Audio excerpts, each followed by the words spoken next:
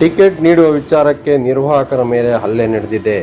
ಶುಕ್ರವಾರ ಸಂಜೆ ಸಿಬಿಟಿಯಿಂದ ಗಾಮನಗಟ್ಟಿಗೆ ಹೊರಟಿದ್ದ ಬಸ್ಸಲ್ಲಿ ಟಿಕೆಟ್ ನೀಡುವ ವಿಚಾರಕ್ಕೆ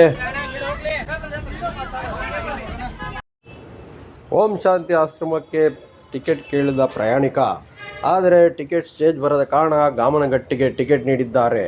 ಆದರೆ ಯಾಕಯ್ಯ, ನಾನು ಓಂ ಶಾಂತಿಗೆ ಆಶ್ರಮಕ್ಕೆ ಕೇಳಿದರೆ ನೀನು ಗಾಮನಗಟ್ಟಿ ಕೊಡ್ತೀಯ ಅಂತ ಹೇಳಿ ಮಿಷನ್ನನ್ನು ಕಿತ್ಕೊಂಡು ಅವರ ಮೇಲೆ ಹಲ್ಲೆ ಮಾಡಿದ್ದಾನೆ. ಆದರೆ ನಿರ್ವಾಹಕರಿಗೆ ಹೆಗ್ಗಮುಗ್ಗ ಥಳಿಸಿದ್ದಾನೆ. ತಕ್ಷಣ ಅವರನ್ನು ಕಿಮ್ಸ್ ಆಸ್ಪತ್ರೆಗೆ ಸೇರಿಸಲಾಗಿದೆ.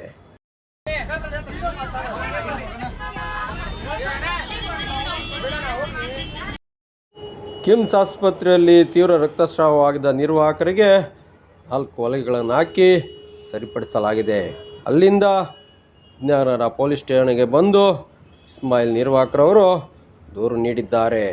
ಇದಾದ ನಂತರ ತಕ್ಷಣ ಚಾಲಕ ನಾಗಪ್ಪ ಪ್ರಯಾಣಿಕನನ್ನು ಬಸ್ ಸಮೇತವಾಗಿ ಪೊಲೀಸ್ ಠಾಣೆಗೆ ಮುಂದೆ ಎಳೆದು ತಂದಿದ್ದಾರೆ.